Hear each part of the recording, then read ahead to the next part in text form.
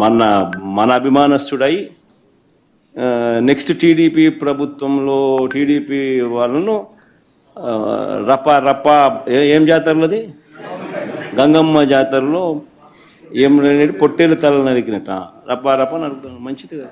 గంగమ్మ జాతరలో పొట్టేళ్ల తలకాయలు కోసినట్టు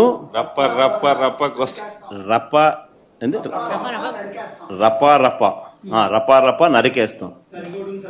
అదో పోస్టరా? సినిమా డైలాగులు పెట్టినా కూడా తప్పేనా? అసలు డెమోక్రసీలో ఉన్నామా డెమోక్రసీలో లేమా స్వామి మనం? ఇది నాకు అర్థం కాదన్నా. టీడీపీనే రప కోసేస్తానని కూడా అంటున్నాడని కూడా సంతోషపడదాం.